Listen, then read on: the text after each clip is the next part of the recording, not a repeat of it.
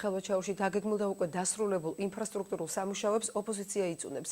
ადგილობრივი ბიუჯეტიდან 151 პროექტზე 9 მილიონი ლარი დაიხარჯება, მათ შორისაა სოციალური სახლების, საბავშვო ბაღებისა და წყლის სისტემის მშენებლობა. ხუთსართულიანი სოციალური საცხოვრებელი კორპუსების მშენებლობა სოფელ კაპრეშუმში ხელვაჩაურის ბიუჯეტიდან ფინანსდება. 50 ბინიან სახლებში გამგეობას სოციალურად დაუცველებს და სტიქიის შედეგად დაზარალებულებს შეასახლებს.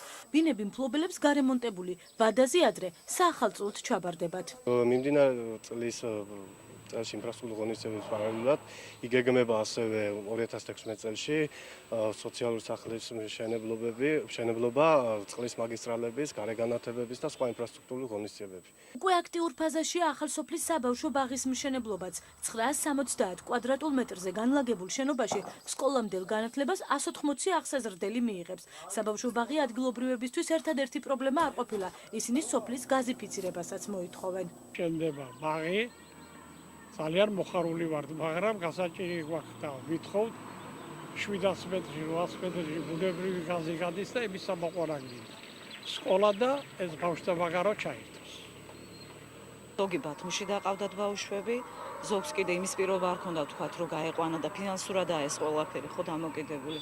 და მართლაც რომ დიდი საქმეს აკეთებს ხელვაჩაურის მუნიციპალიტეტის გეობა. ინფრასტრუქტურულ სამუშაოებთან დაკავშირებით შენიშვნები აქვთ საკრებულოს ფრაქცია ნაციონალური მოძრაობის წარმომადგენლებს. მიშა ბოლქვაძის თქმით, მუნიციპალიტეტი პროექტებს სრულყოფილად არ ახორციელებს.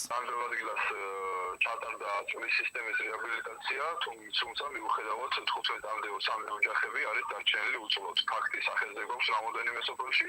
ასევე მინდა შევეხო ტენდერების თემას, 1,5 ლარზე მეტი თანხები, ანუ გაწერილი გვაქვს ბიუჯეტში და ამდენი ხნის განმავლობაში ჯერ კიდევ ტენდერზეც არ არის აწევთული. ბეტონების შესაძენად სოფლის პროგრამით ძალიან დიდი თანხა არის ჩადებული.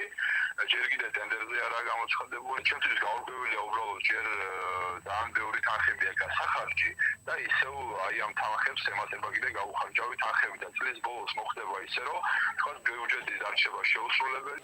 წყლის ახალი რეზერვუარი და მაგისტრალი შენდება თხილნარის თემის სოფელ აგარაში. ადგილობრივებს პრობლემა უახლოეს პერიოდში მოუგვარდებათ. სამუშაოების 90% უკვე შესრულებულია.